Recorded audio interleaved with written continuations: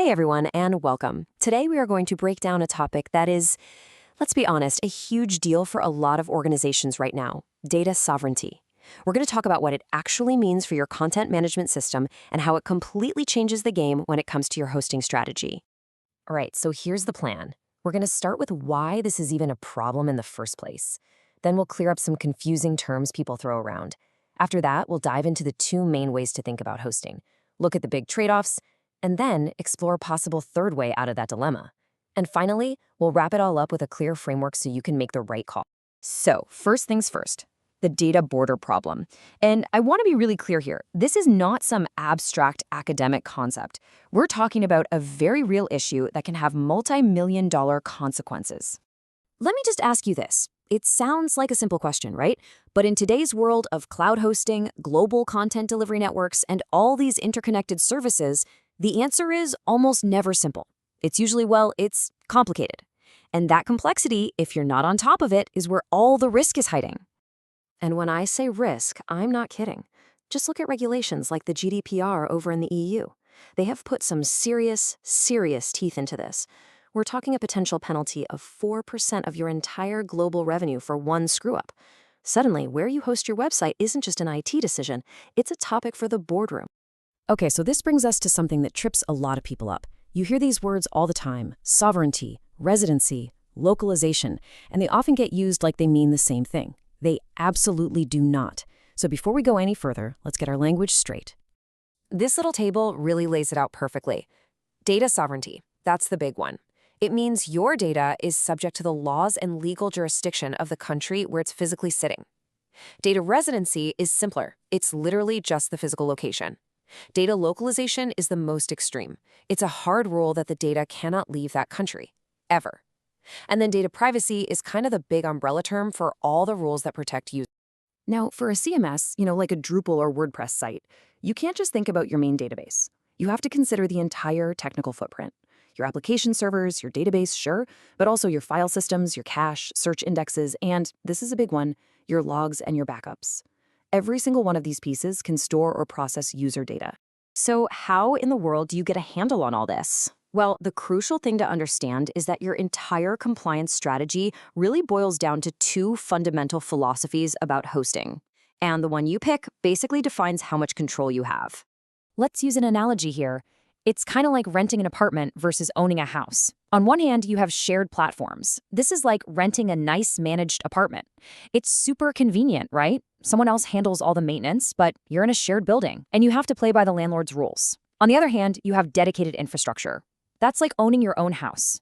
You have total control over everything, but you're also responsible for everything. All right, now let's dig into the practical, real-world trade-offs between these two approaches, because this is really where the rubber meets the road, and you have to decide what matters more to your organization: simplicity or control. So shared platforms, think Acquia, Pantheon, names like that, they offer this incredible operational simplicity. They handle your backups, your disaster recovery. It's all managed for you. But, and this is a huge but, that convenience comes at a price. You often have limited visibility into the details, and ultimately, the platform's policies, not yours, are the ones that decide how and where your data is flowing. I'll give you a perfect example of this trade-off in action. Let's talk about something that sounds super simple: your website's log files. Check this out. For their own operational efficiency, some shared platforms will centralize all access logs in one place. In this case, the EU. So even if your site is hosted in, say, Australia, your logs might be flying across the globe to Europe. That could instantly put you in violation of strict data localization rules. But on dedicated infrastructure that you control, those logs never ever leave your account and the specific region you picked. And it doesn't stop with logs. This exact same tension pops up when we talk about something as critical as backups and disaster recovery. On a shared platform, having a multi-region failover is a fantastic managed service. But it means the platform is the one moving your data between those regions, across those borders. On the flip side, with a dedicated setup in AWS, you are in the driver's seat. You define the backup policies. You have total authority to decide if data ever crosses a border, and if it does, exactly where it's going. So you see the conflict, right? This is the core dilemma you have to solve. Are you going to prioritize the incredible ease of use you get from a managed platform, or do you absolutely need the granular, auditable control that's required for the strictest compliance rules?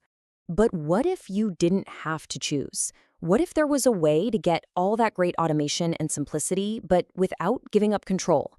Well, this exact question has led to a third model that's designed to solve this very problem. It's called application orchestration. Now think of tools like DevPanel.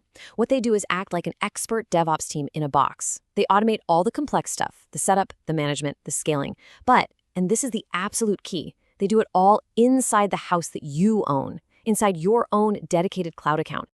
The process is actually brilliantly simple. You own the infrastructure, your AWS or Azure account, and you set the policies. The orchestration tool then does all the heavy lifting, but it's forced to operate within the boundaries and rules you've defined. The end result? You get the best of both worlds, all the benefits of automation with total and complete sovereignty control. Okay, so now we've got our three models on the table: shared, dedicated manual, and dedicated orchestrated. So let's put it all together into a practical framework that can help you figure out which path is the right one for your organization. This matrix is actually a really useful way to think about it. For instance, if you're facing strict data localization laws, a shared platform is probably a non-starter. You need a dedicated setup. But if you also have a small tech team, trying to manage that dedicated infrastructure all by yourselves could be a huge operational nightmare. And that's where that orchestrated approach really starts to shine. And this really is the bottom line, the most important takeaway from all of this. Your hosting choice, it isn't just a technical decision about which technology is best. It is an organizational risk decision. You have to look at your legal exposure, your operational capabilities, and your overall appetite for risk. So I'll leave you with this one final thought. The world of data regulation is not standing still. New digital borders are being drawn up all the time. The right choice for you today isn't just about meeting the rules that exist right now. It's about choosing a strategy that gives you the control, the compliance, and the flexibility you're going to need for whatever challenges come next.